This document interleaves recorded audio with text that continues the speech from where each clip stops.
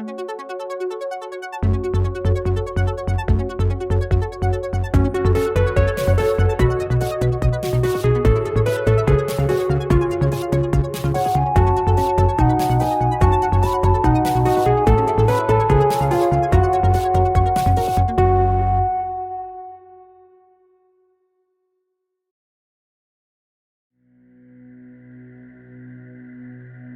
is a cool fall day at the red city of Agmar, and we find a member of the Red Guard far, far above the city's grounds, peering for miles and miles over the parapets of the walls of the great city.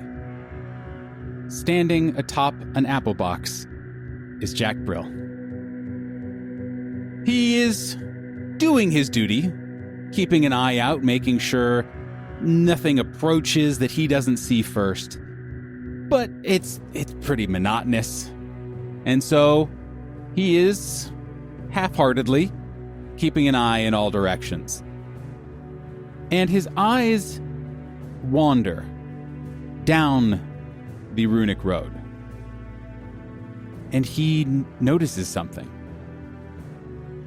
It happens so fast that he's not exactly sure what it is, but he catches something, and then it seems to dissipate.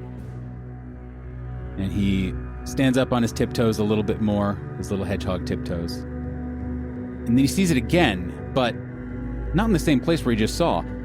There's some sort of like a dust cloud is kicked up. But it's traveled hundreds of feet. That doesn't make any sense. Okay, there might be a problem here.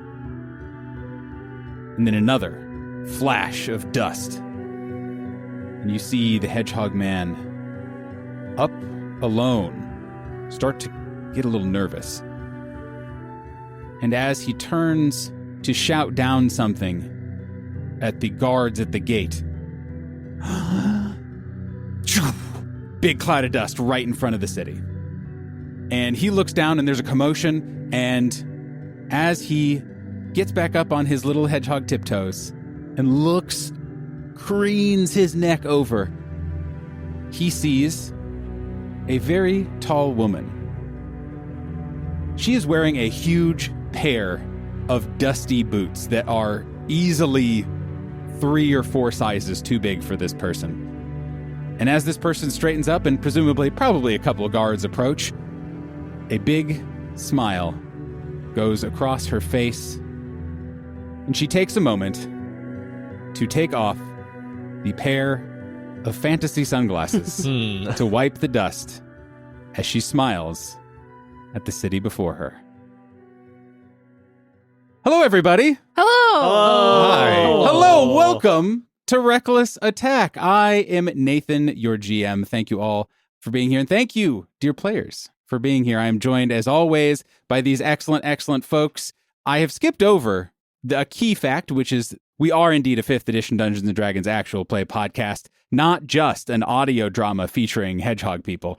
But I am excited to be here with you lovely folks. Hello, lovely folks. Hello. Well, hello, lovely Hi. DM. Hello. Why don't you go all remind the people who you are, starting to the individual on my right. Hi, everyone. My name is Steve, and I play Sylv Asterlin. the Dragonborn monk who is relaxing in the city. And to my right, Hi, everyone. I'm David, and I play Kaskrin Brightmane, the Dwarven sorcerer. Gross.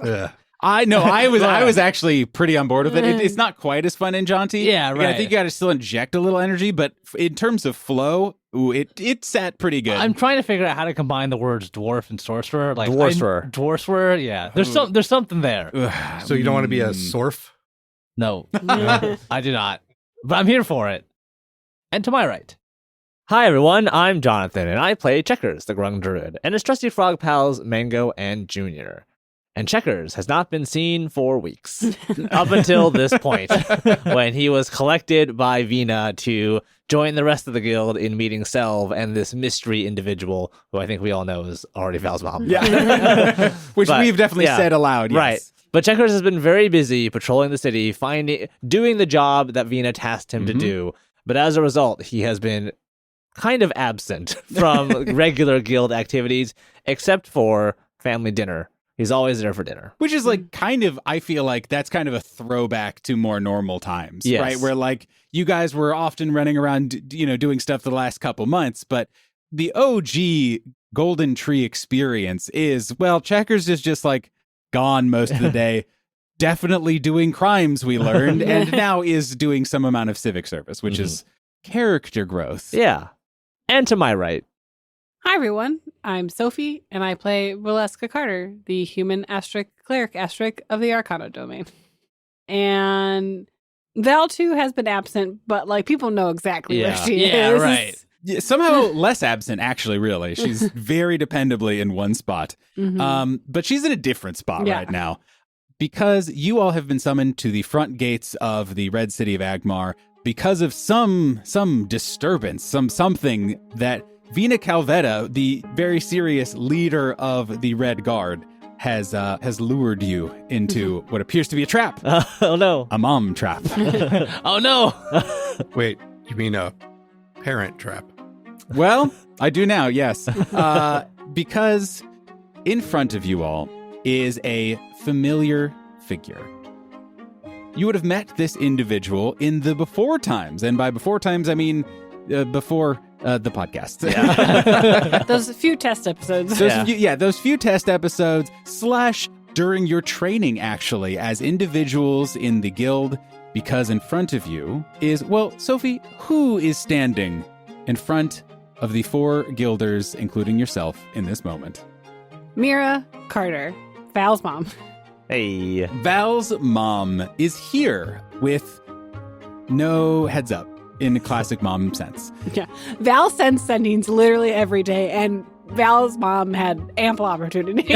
And she never told you that she was coming. No, absolutely not. This is a surprise to Val. Yes, and there has been already a call out to you all, and you see Mira Carter standing in front of you, probably at this point packing away her 4th collated file folder, including all of her documents.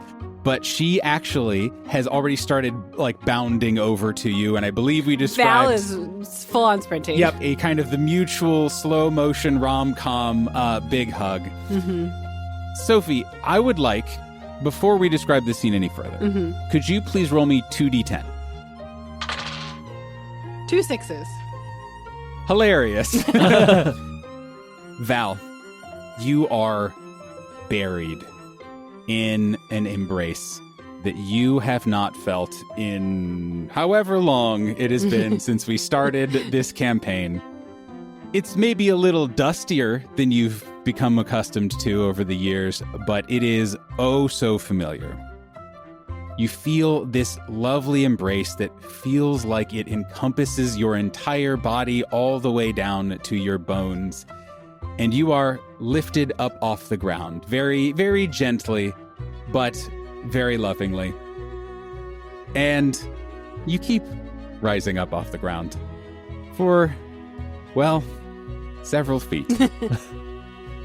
Because as the older Golden Tree Guilders know, Val is adopted, and her mother is a Goliath. Yeah. And this woman, who's nuzzling her face down into the crook of Val's neck, is fully 2 feet taller than Val is, because I believe she is in the low 5 feet. Val is 5 foot even. And her mom, thanks to a couple of good D10 rolls, is 7'2".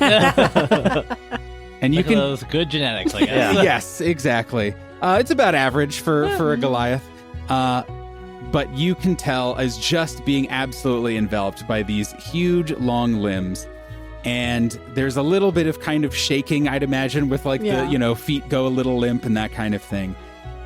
She whispers something to you, Val. Something private and filled with joy. And puts you down. This person kind of stands up and looks somehow, despite being of a different ancestry, a spitting image of Val. Has the fantasy sunglasses, has the similar hairstyle, has even, you can tell in her travel clothing is very, very reminiscent to the style of armor and gear that Val is wearing. She has several travel bags that kind of about her person, and she is actually at the moment totally barefoot. And all around her are bags of stuff that she presumably brought in and threw down at the sight of you guys, including a very large pair of boots. With a huge smile on her face, she looks down at all of you guys, and she just says, "Oh my goodness, it is so good to see you all. How are you? I'm surprised. I'm here." Mom, what are you doing here? I talked to you yesterday. What?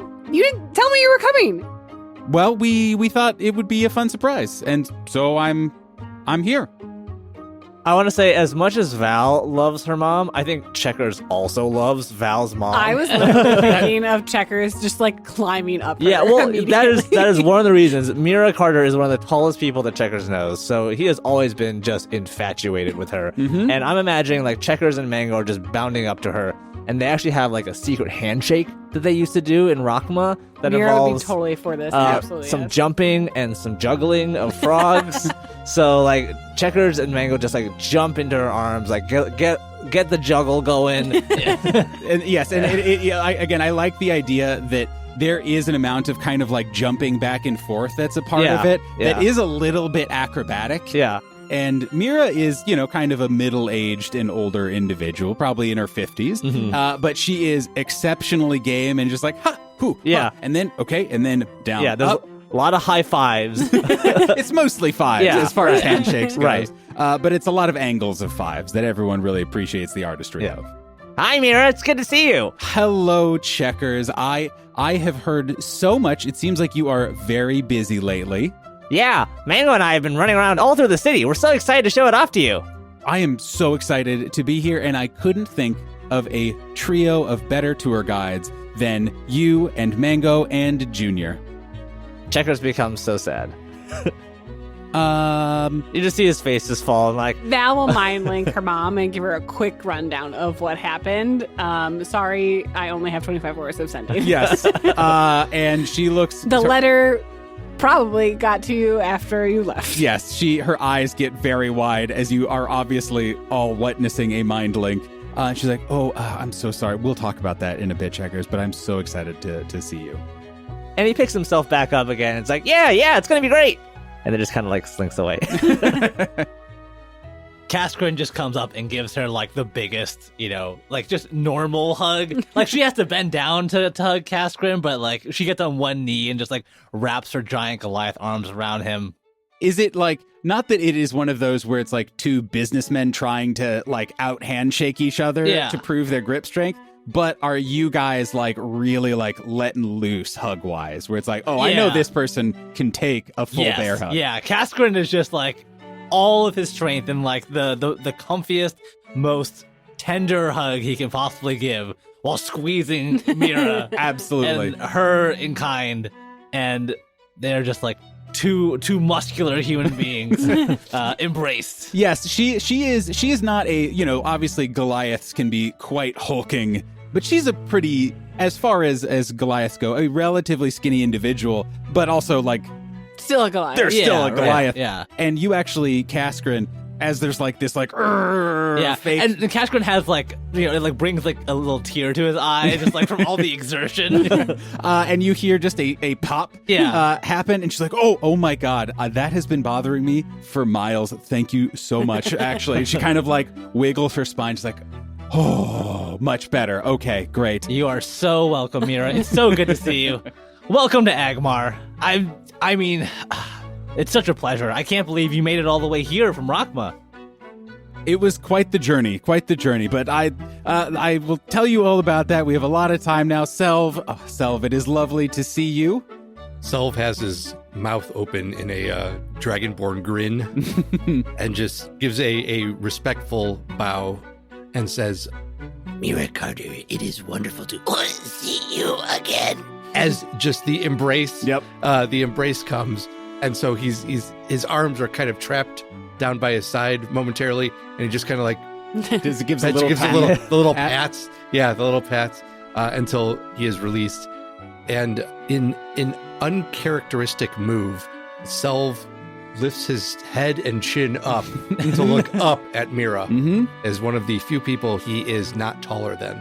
Got too used to hanging out with these Golden Tree Guilders. Yeah, all these stumpy Golden Tree babies. people. Yeah, exactly. And she says, Master Asterlin, how does your quest for eternal wisdom fare?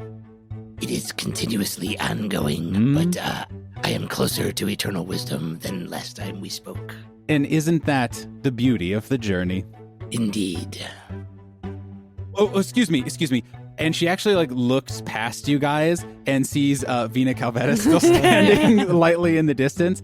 And she says, actually, 1 second. And she goes into one of her bags expertly, with practiced bureaucratic precision, grabs exactly the file folder that she is looking for, as if she is a folder ninja, and walks over. She does just kind of a little nod to Vina and says, Madam Calvetta, I presume, and Vina nods, and Vina says, welcome to the city. It's truly an honor to meet you, both as a member of the illustrious Atheum, but also, of course, as a family member of one of our most important and most heroic guilds here we have in the city. And they kind of share a very, very businesswoman-y handshake. And Mira hands over this little packet of information, and she says, all the paperwork, I believe, is there. The temporary emeritus transfer should be all approved. Feel free to look over it now if you need. I'm happy to wait. Clearly, I have plenty to talk about behind me. But Vina just kind of shakes her off and just no, I have seen the way that your daughter does paperwork. I feel things are probably very much in order. I am happy you are here and happy to be of service in any way that I can.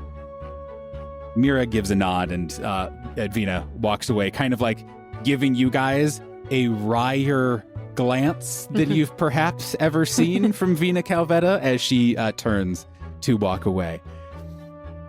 Mira turns back around to you all and opens her arms wide, and she says, all right, I'm here.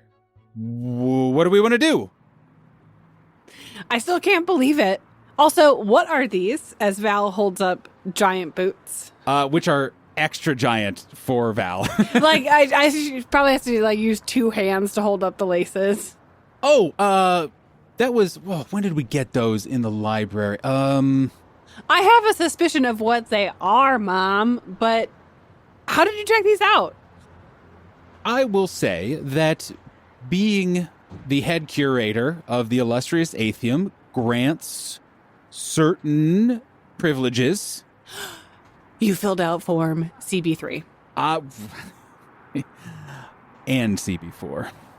Yeah, believe me, I have not in my career ever really gotten to do it. I've heard other people talk about those forms, and I mean, it all lined up, and I couldn't say no. Even obviously I wanted to come visit you and you all, but I mean, CB3 was right there. So I mean, it's like an added perk to right. come. This is awesome.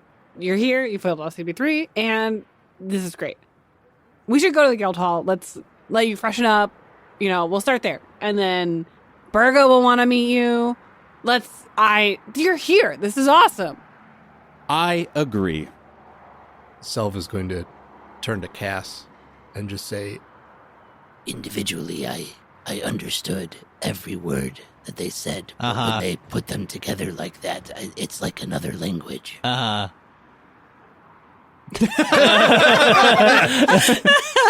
It's the bureaucratic version of Mind Sliver. Yeah. Where just you now have disadvantage in all intelligence checks. I'm stunned for 3 rounds. Yeah. I'm pretty happy being a guard, actually. I don't need know this library stuff.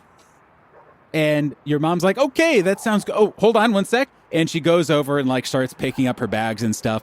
And she reaches down into one of them and pulls out a pair of she pulls out her actual shoes, which I am imagining are essentially the hiking Velcro action sandals of the fantasy world. Yeah. Where, there's a lot of Velcro, strapping on in a very complex pattern that you can tell, this person can walk anywhere in comfort. You guys start walking, and immediately, I mean, the front entryway to the Red City of Agmar is spectacular. There's a giant dragon skull right there, and all the museums are right there, and all of this beautiful green space, which, as a reminder, Val's mom comes from a desert. There's not a lot of open green space. Immediately launches into, oh my gosh, that's Jornos the Halcyon worm, like you said from the messages, and oh my god, that's the that's the library. Does she know like the tree types by like their scientific names too? And it's just like that's a pine tree, but like Yeah. the Pinus albernius. Yeah. I think Val would have gone into that level of detail of like explaining Agmar and the news, because she sent her mom journals. Oh yeah. Full of information, and so her mom like knows everything. Basically. Yeah, right.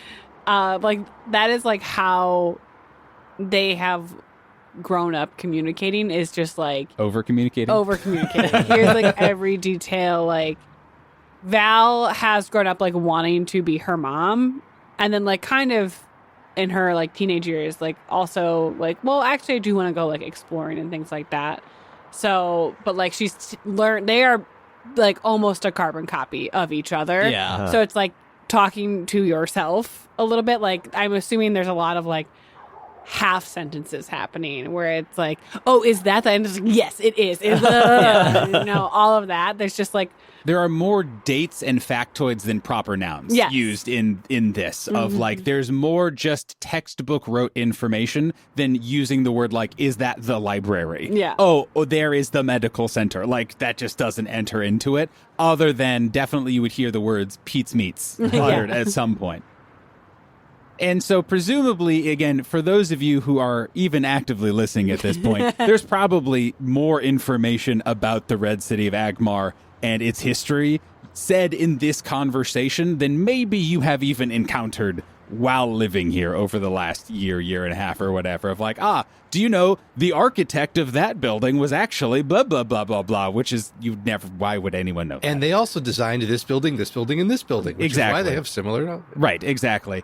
But you guys snake your way through and eventually find yourself back at the guild hall. Everyone roll me a perception check. Cascrin with a 14. Selv goes to 11. Checkers with a 13. Val with an 18. Literally everyone in the party notices two sets of eyes peeking through blinds at the guild hall as you guys are approaching, that shut very quickly upon your return. Val like burst through the door. Berga, is Etris here? Is he out of his shed? My mom's here. Berga is behind her desk and is very furiously feather dusting something very nonchalantly, and Taroth is mounted on her wheelchair also dusting something, but the wrong side of the duster. And they both look around. Who is here? What are you talking? Yes, who? I see news travels fast. My mom. And Val's mom like peeks her head in and just like, it's fine. We can say. And Berg's like, oh, thank goodness. I have been keeping this secret for like 2 days and... What? Your mom's Val here. is looking between Berga and her mom. What? How? Mira leans over and is like, well, there's a lot of paperwork that needs to go into these sorts of things. I couldn't just come over. I had to take formal leave. There was a transfer situation. And, I would obviously need to talk to the library. I needed to talk to Vina. And, I needed to talk to Berga, Mom, too. You made me miss out on all of that paperwork, Val says with like a sarcastic smirk. She says, or did I? And she slides you a folder with copies in duplicate of every little bit of information that she filed out as part of this request. Yes. Berga now is like, oh, thank goodness. Oh, my goodness. It is so good to meet you. I've heard so many amazing things. And Traz, yes, amazing. Cascrin looks over at Selv as Mira slides more paperwork and more documentation over to Valeska. It's just like, Berga like gestures you all straight to the map room, go, go, go, go, go, go. And as you guys approach, you already start to hear a bunch of fizzing and popping. And there, on the desk of doing, is a tasteful assortment of various Agmarian snacks, charcuterie, and we'll say a variety of neon-colored drinks, ? Being fully prepared by one Etris Pensempre, guild alchemist. And he says, you're here. He looks around and grabs 3 of the various, I guess mason jars really is probably what he's mixing into, and then dumps them into a bucket that is on the table that immediately causes this huge puff of smoke. And you see several little fires now just like rotating in this. And he just like looks up at you all, smiles, and then just drops a bunch of curly straws in it. Woo! Well, welcome to the hall. Mom, this is Etris. And he goes over and gives like a hearty smack and handshake. Well, actually, Etris would have. Wait. Yeah, Etris that's came right. with us Yes, from that's right. Arcana. Are there decorations too? Like, is there like balloons and like a little little pendant Or string lights and things? welcome. Yeah, right. Welcome, Mira. Everything you're saying and more. The question is, what else is in here on top of all of this? I just had this image of like Tarath like peeking around the corner with like one of those. Those like the little. unrolling. Yep. Is it Val's mom's birthday? Tarath doesn't need an excuse for the little. Is What that are they little- called? Just noisemakers, Yeah. I guess, Kinda. whatever. He's got a little birthday hat on. Yeah. Yeah. Little triangle guy. Yeah. Frizzy kazoo is what we'll call it, I Great. guess. Hell yeah. Berga says, welcome everybody. Eat. You've been traveling for so long. Welcome to the Golden Tree Guild Hall. And you guys start to just like settle in and grab some snacks.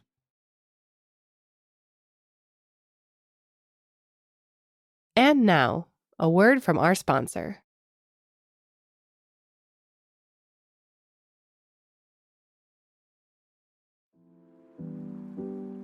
Hi, everyone. David here with the midroll. We hope you've been enjoying the episode so far. If you want more of the Reckless Attack crew, come join the community on Discord. The link is in the show notes of the episode and on our website, recklessattack.com. If you want to support the show, head on over to Patreon, where you can get access to our behind-the-screen talkback series, as well as our new series, Reckless a Snack, where we eat snacks and chat about the question of the day. As always, if you like the show, be sure to tell a friend about it too. Thanks so much for listening, and now, back to the episode.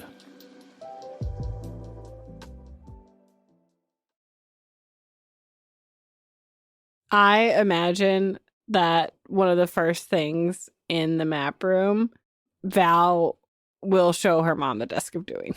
Ooh, yeah. Wait, does Rockman must have a desk of doing? The library itself would probably have like a couple, but in my mind, each desk of doing is slightly different. Yeah, Yes, right. That's Like- part of the lore is Yeah. that I don't remember how much we said on screen, but the deep lore of Desk of Doing, and we can cut all of this later if it's not fun or interesting or mess with the flow.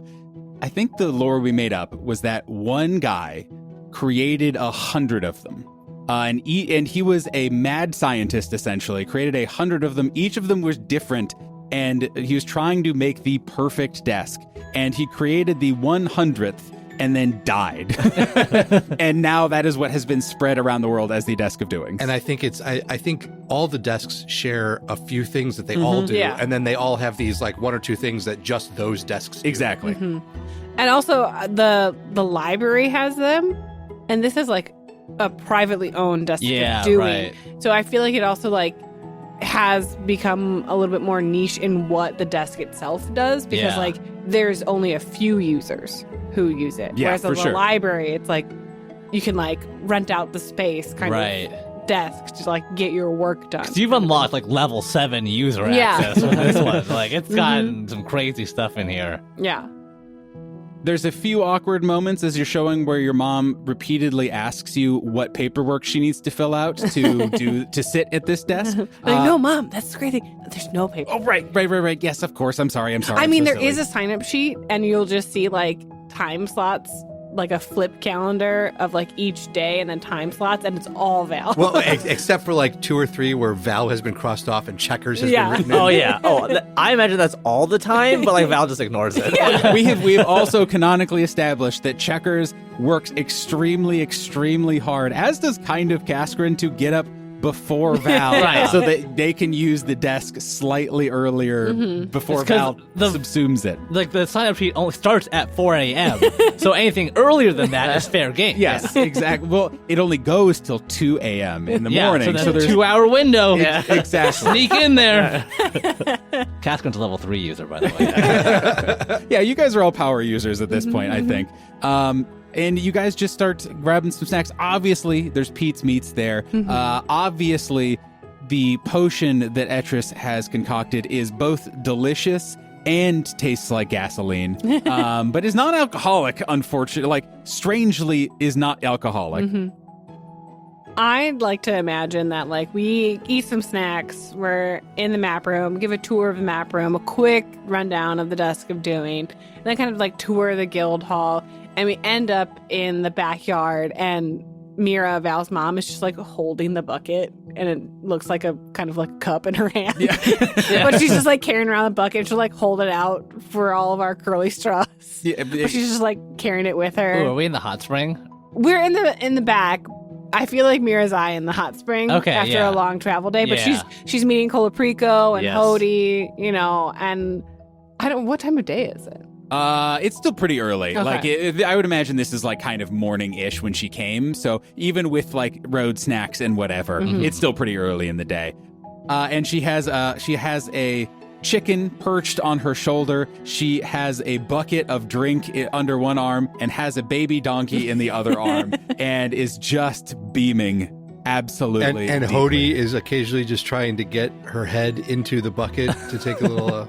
It's not alcoholic. I was going to say, what type of mom is Mira? Is she the type of mom who's like, well, obviously the donkey needs to drink some of the potion? Or is it like, no, whatever your mom says, that's what we have to abide by? Can I offer a third option? She is so used to being a mom that she is coordinating so that Hody's head stays just out of the bucket. Oh, almost certainly. Like just moving, That's and the almost default. unconsciously doing it. Yeah, I like the third option where it's Perfect. just like she knows. Subconsciously. Where like Hody's head is like Colaprico's head, where it's like it Stabilizes. stabilizes as she's moving around trying to get at this drink. trying desperately to get a little sup. We'll say that the party has kind of moved to, not necessarily that you are in the hot springs, but maybe you guys are dangling your feet in the hot springs. Maybe you have jumped in. The froggier versions of you have jumped in, who are wearing more waterproof clothes or don't care about being soggy. Right. Why are you damp all the time? You have to be. It's a mechanical thing. Why not you? Get damp. Yeah. Right. And she says, oh my gosh, guys, Val, you really did this place justice. It's like I've already been here before, and I'm just coming back to one of my favorite places in the world. This is so great, but I mean, look, I am here on official business. I'm actually here, and she turns to you, Val. She's like, I am here as a representative of the illustrious Atheum to look into the restricted section. And, to learn a little bit more about it, but also, of course, be a resource for potentially dangerous, catastrophic, just unstable things that might be found in any good library. But I'm not, technically that doesn't start for like another day or two anyway. So what do you say to showing old Mira a time out on the city, at least for today? I mean, Mira, if you're up for it, there is one of my favorite watering holes in the city, just a few blocks from here. And boy, I was going to say, I've got a few more destinations after that, and we can make this into a proper bar crawl. But it really, really depends on how much energy you have. I think I can rally Okay. for a little while. Okay, for yeah. sure. Get that second wind in you. Because it's going to be a late night. I mean, I'll keep up with you if you Okay. can keep up with me. Oh my god. Ooh. You did not just say that, Mira. You did not just... Did you just say you can keep up with me? She immediately panics. Val's like, yeah. She immediately panics. It's on. Says, It's on. We're going. All right, get your stuff. We're going. Come on. First round's on me. And she ambles up, sloshes around, and puts her action sandals back on. Where's the first place that you take Mira on the tour? It's got to be Torts and Ports. Absolutely. like, it's absolutely. early morning enough. It's still Torts. Well, right. and you could probably, I think it's Torts, but we could convince it to be Ports. Yeah. I mean, come on, you know, Torts and Ports is always Pour and Ports. Yeah.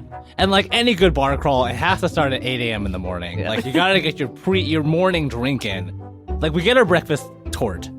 And then we get a big old pint of ale, and then we drop a shot of Mal's wort in there. And we just slam that first drink. Ruin your pint of ale. Yeah, right.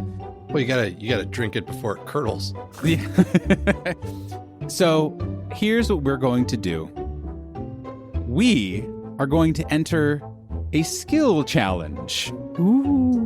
For drinking? I mean, that's, that's a part of it, I would say. We're doing I was going to say night out on the town, but as we've established, again, it's day like out on the town? It's like brunch out on the town right now. Mira's at best. day out. Yeah, exactly. Showing Mira around the Red City skill challenge. Wow, what a good episode. Yeah. It's a mere adventure. This is two parts. First, obviously, just how good of a time do you guys have? And how good of a first impression do you give of the Red City itself? But also, and this becomes clear even when you walk into Torts and Ports. And obviously, not many people are out for ports at this time of day, but it's always a busy place. People are always in and out of there, and you are accustomed to it being a pretty hopping spot all the time.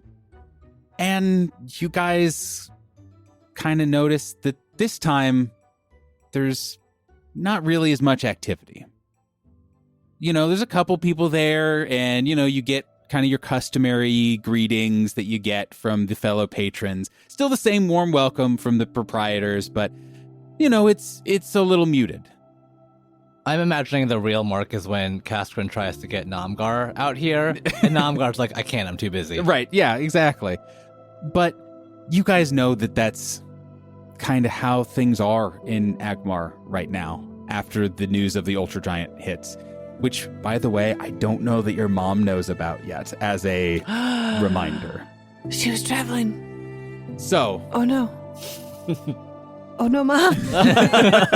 So you might want to drop that at some point. But.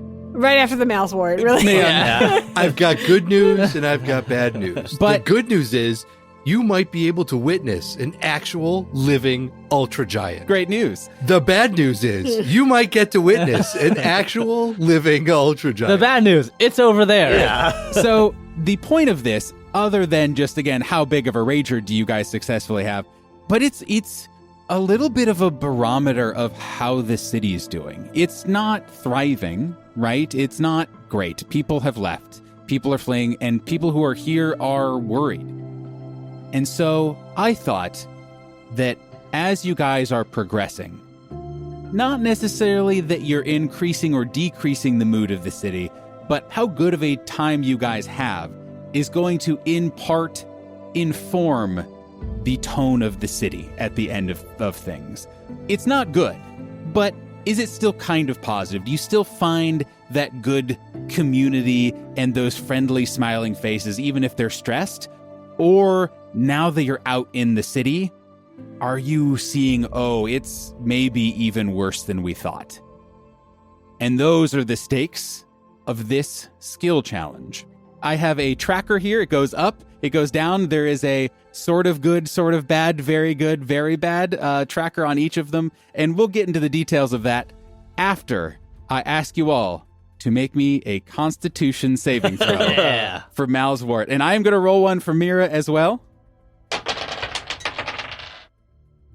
Kaskrin looks Mira right in the eyes, takes his shot of Mal's wart, and drinks the pint down as a chaser, because I rolled an 18. Hell yeah. Val rolled an 8. She still coughs up. Mhm. I don't think Val is ever going to get used to Mal's voice. Pretty reasonable. Checkers is bright purple. And he has had one shot of Malzwort and is about to pass out on Boyo. So this is going to be very much like Back to the Future 3, where Doc Brown takes the shot. Uh-huh. I rolled a 4. Yep. Kaskrin, you're making very direct eye contact with Mira, and she is mystified by this whole experience, has probably heard of Malzwort, but locks eyes with you, Kaskrin. Absolutely game, kind of one, 50 to 70-year-old to 50 to 70-year-old. right. And you slam it, put it down, ready to rock, and in return, her eyes bulge, and you are covered in Malzwort as she is like, oh my gosh, I am so sorry. That is unique. That's unique. Val coughing's like, It's tradition. Smooth. Casper just takes his big dwarf hand and wipes his face down, and he says, "Bartender, another round." With that, I'm going to, you guys start one down on the wrong because that was not a strong start. It was still game, but obviously that's not the power start that we were hoping for. So we are entering into, kind of montage time. It doesn't necessarily, we're not rolling for initiative or anything like that, but we are going to be making sure everyone gets at least one go before someone jumps in for a second time. But Sophie, you have taken your inaugural Malzwort shot. Where does Val make sure to take her mom? Val knows her mom is from a desert city, and Val's not taking her anywhere in particular other than showing her the boulevards of the city, the greenery, the few little parks that are around the city streets. And so Val will take the meandering route to our next destination, showing her mom all of the city parks, showing her, telling her the city design that went into it and some of the bad stuff the Pentarchy did to make sure the city design was adhered to. But showing her all the greenery and parks and trees. Lovely. Yeah. You thinking, is that a nature check perhaps? What a history check. I explained the history of the city and the design. I'll allow it because we are located in the city of Chicago, and very much of our history is indeed about look at the history of all this green space that is here. All right. We're looking for, I think DC 17 is what we're going to be trying to hit here.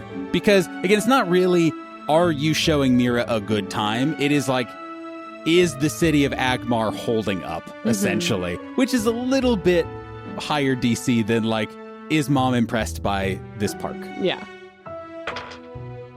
16. Total? Total. That's a failure. So as you guys, again, Mira is oh my goodness, that's so interesting. Oh, I read about this, and is absolutely game for what you are kind of explaining. The vibe in the park is kind of empty, where usually this is the place where there are kids running around and you see unused playground equipment. And, maybe the grass is a little bit more unkempt than it usually is. It's still beautiful. It's still lovely. It just doesn't quite, with that 16, doesn't quite have the same spark that it once did. As we're all walking, Kaskrin diverts us a little bit into the main marketplace, the bazaar of the city. And he's kind of showing Mira, the energy, the different shops, and just all the people. He's waving at the shopkeepers and kind of having her take in the culture of the city as best he can. They go to a specific shop he had in mind. They step into a building. The inside seems disorganized, kind of unkempt, but they're all just these magical curios all over the place. And over the top of the shop says, Azan's Magical Wares. And I'm imagining there's this scene where my friend! Azan! Where I'm almost imagining it kind of like a game where Castrin wants to buy something and Azan is like trying to sell it to him. There's like this negotiation back and forth. It's always a game between you two. But he like tries to get Mira involved in this. You know, she tries to bring her to the negotiation. Like haggling is like this new, fun, and interesting thing that she doesn't get to do very often.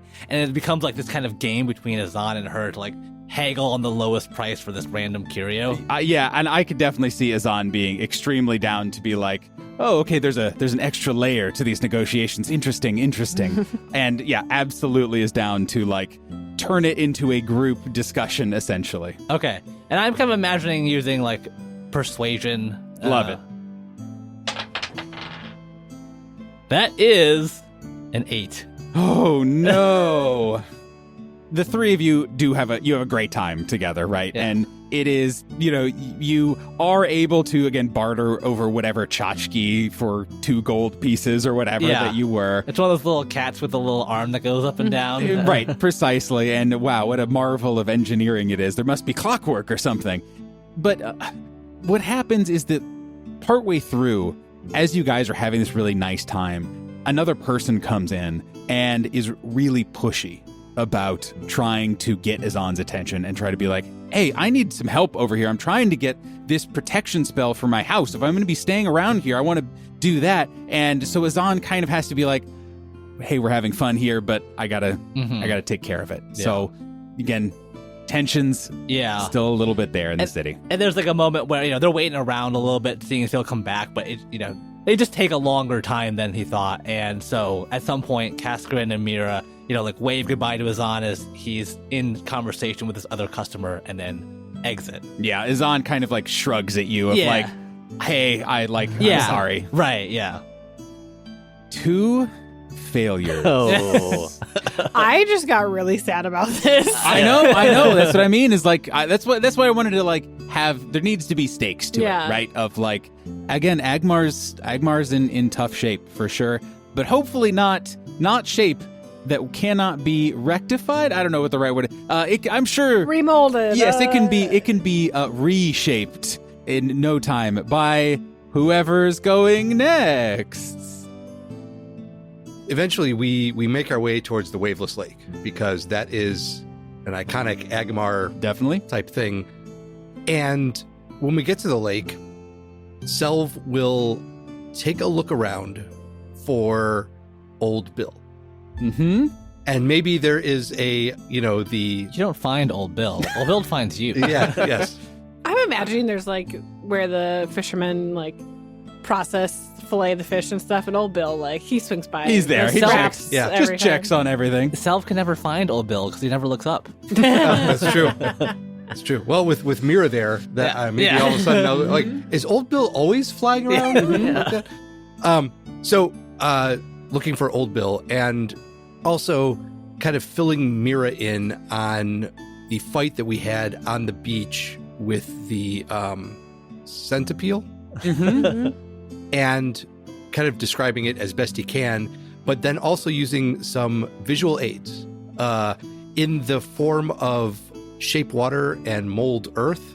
So I can have little figures of us, a large figure of a centipede, and then maybe out in the water, a large frozen sculpture of Old Bill, and maybe try to coax Old Bill a little bit closer to take a look at this stuff without getting too close that he might think it's lunch. How about this? I love this idea that you're just trying to get like a dramatic performance out of Old Bill, essentially. That basically.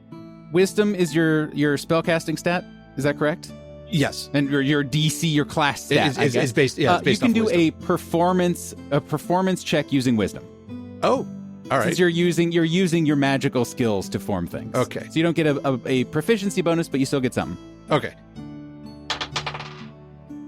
That's a 13. Wow. You guys, Agmar's doing real bad.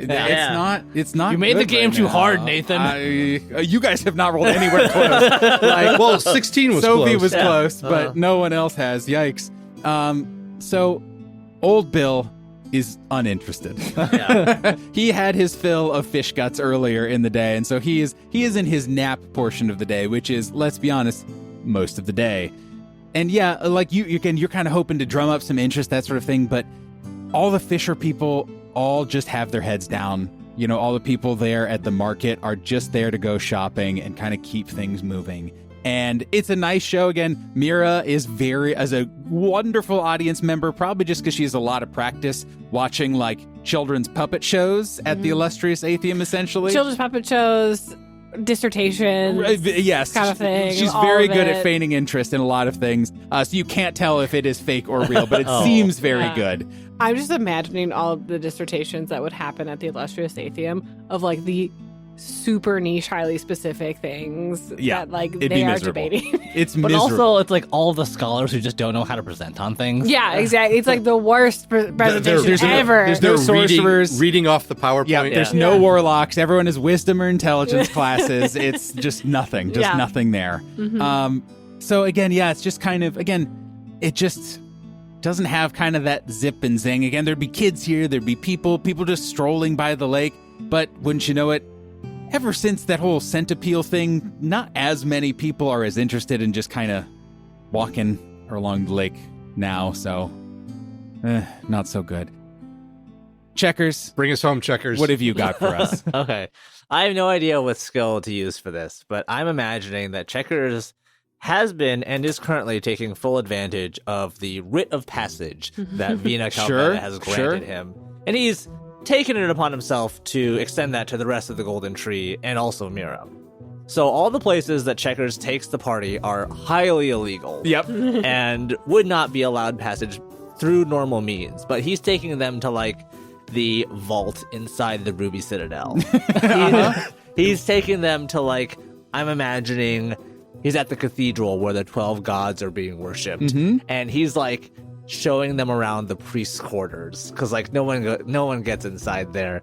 And he's doing this because he has been tasked with finding, you know, sort of weak points in the city, but he's also been tasked with finding shelter for Definitely. shelter in the city. So all these different places that he's looking at are the more defensible places, the places that, you know, refugees and civilians can flee to once the battle starts. And he's kind of showing all this off to Mira.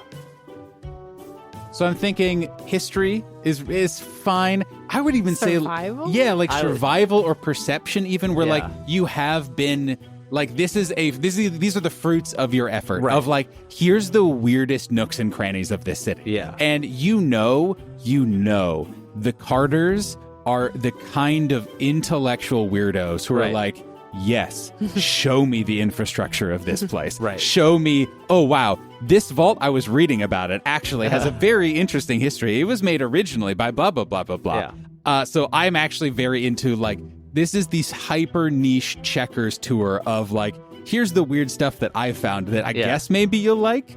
So I think survival is very good, or perception. And I'm imagining, too, it's primarily like hiding places. For sure. So, yeah, I like survival. I'm going to use my inspiration because Seems good. I need to roll this with advantage or else Agmar is going to be real sad. That's a 19. What is the highlight? What is the one that really, like, they're all good. Yeah. Right? Like, again, Mira, super on board with learning all of this, but what's the piece de resistance of this weird tour that isn't necessarily even the best, but is the one that is the perfect capstone for this experience? So I think the end of the tour is actually the giant clock tower in the center of town. Hell yeah. The one that was featured in our Mothman battle that Kavos and Selv climbed on top of to get to the Mothman at the top.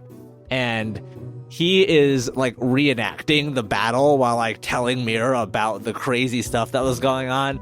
And he's just doing his little reenactment with like Billiam flying around and everything. And he was telling Mira about like, oh yeah, and I was up there, pew, pew, pew, like just firing lasers everywhere.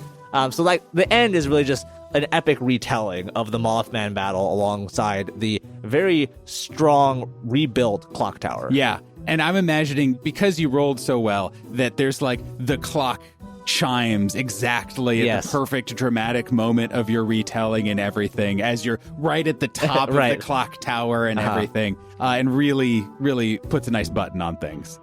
I would like to add that Val will use light and like Eldritch Blast to like help with the pew-pews and the light show. And she casts like Finger of Death or whatever. Yeah. That also causes mass panic in the city because they think a battle's going on in the center of town. It's fun light. Val, your mom's having a great day. Other than the mouse wart shot. That was bad, but in a scientifically interesting way. But oof, the city's not feeling its best. You have one more spot that you're like, before the day is over, and you know, your mom's here. Sounds like she's going to be here for a little bit, so you have some time, but you know, first impressions and all. You have another spot that you're like, this is where we should go. The day is winding on. Maybe it's close to time for dinner, maybe it's past dinner, getting into the night, whatever. And, you know, everyone's starting to flag a little bit just because you have been going. What's the last spot that Val takes the group to on their big day out? You know, the day is winding down, but we got to get back to the guild hall for the after work community event, you know? Well, and because your mom gave you no heads up. Yeah. You couldn't cancel it. You couldn't whatever. And it's like... And if Berga had canceled it, Val would have been super suspicious. So, like, to keep the surprise going. But yeah, Val is very excited to show her mom, like, the community events, like the whole calendar that she's put together. And this class is one of Selv and Cass's self-defense. I imagine this one is kind of an intermediate combat class, and it is Selv and his bow staff, and Kaskrin just kind of like with like a wooden sword, and it's all about like levers and positioning and how like the different lengths and positions of weapons contacting each other give different vectors of force. And it's just like, some people are like way into this, other people are like, I don't quite understand it, but This like, is way too much physics. yeah, right. But it's And just not like, enough physicals. right, exactly. But it's just like, this is kind of an in-depth into like weapon attacks and why forms are the way they are. Nice.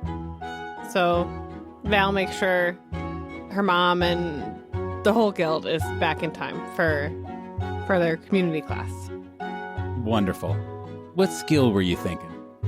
I hadn't thought that before. What are my chill vibe skills? So I would even allow for you to use a combat roll, like perhaps a dexterity proficiency bonus kind of roll. Sophie has the saddest face right I now. have no purpose. Right, exactly. Or a charisma-y kind of thing for sure. I can roll persuasion. Yeah, absolutely. I think that's whatever a teaching stat feels to you. That is literally the only reason that I gave Val any charismatic Yeah, for sure. skills is persuasion, because she would have to persuade people to believe what she is telling them. Yep. And I will give you advantage for this because this more than anything today is absolutely what Mira is actually most interested in. I have a 16 and an 18 on the nice. die. Hell yeah. For a total of 23. Wow. So today didn't go the way that you hoped. Certainly Val's mom had a great time. But in ways maybe you knew, maybe you didn't, you started to feel the threads be picked at just a little bit of the fabric of society that is Agmar. This place has been under a lot of stress for a long time. Since the moment you got here, there have been Mothman attacks and whatnot. And now there's an Ultra Giant, and that's tough. And so you guys get back, and you had a nice day, but you have a community event ahead as you have been kind of faced with the community having a hard time. But slowly, surely, you start seeing familiar faces. You start seeing people who have been there for every single one of these things. Self-defense, self-poisoning, all the variants. Builds character. Exactly. Maybe at this point, there's new faces that you guys haven't seen before. And it's a good turnout.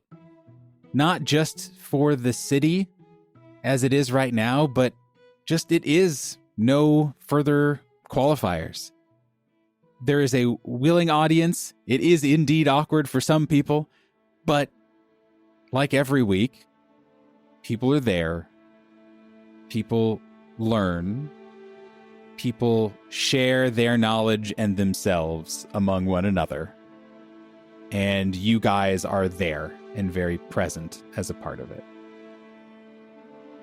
Val, at some point, as things are not winding down fully, but on the later half, your mom comes up to you and, towering over you, puts kind of a hand on your shoulder, which is the equivalent of arm around you, but, just the proportions are a little off. She just stands next to you watching, presumably, Kaskrin and Selv twirling staffs expertly, Checkers doing God knows what. And your mom takes all of this in, and she just kind of embraces you to the side a little bit, and she says, "Man, this is really amazing, kiddo. I am so proud of you guys. What a wonderful way to share knowledge." Val just starts weeping. And your mom doesn't say anything. If anyone looked over, she would also be weeping next to you, just like, I don't know if you guys then turn to hug or if you're both just watching and just crying. You were just watching and crying. But you know, it's not like you're not like hiding your emotions, but you're also paying attention. What if someone gets hurt or whatever? Yeah. And the night goes on. Despite kind of the challenges of the day and the challenges of the city and the challenges facing the world, there is a moment of peace. And that is where we'll end this week's episode. Or that's where we would end this week's episode. Why? Nathan, I was happy. Checkers, Yes. the ringing of the bell must have done something. Like maybe you busted your eardrum or something. But ever since you did that, there's been this like kind of growing pressure in your head. Not a pain, but something.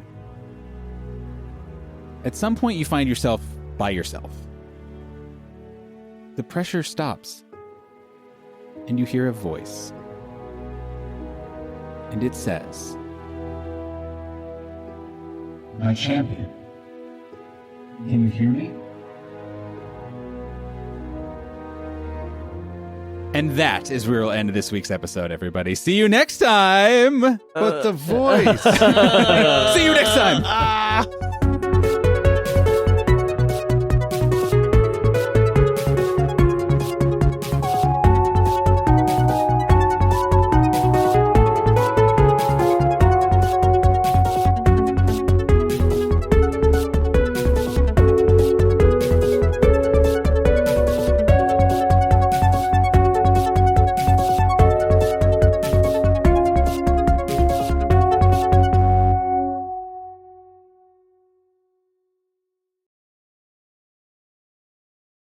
Not to throw a wrench into things too, but what if Val's brother was also here? Nathan and I talked about this. Oh, okay. We opted against it Okay. only because we didn't want to introduce too many NPCs. Totally fair. At least right now. Like maybe the rest of the Carter family are just gonna like roll up in like 3 weeks where it's like we're here too, Hey. and we're walking into the city one at a time so that you can individually get to know us. It's going to be hard, though, because it's Caden and Caden Jr. That's why he goes by CJ. Oh, sure. The only thing concrete we know about CJ is that he's taking over the family business, which is book merchant. Which is, believe it or not, his books. His books. His job is also the library. Yes, exactly.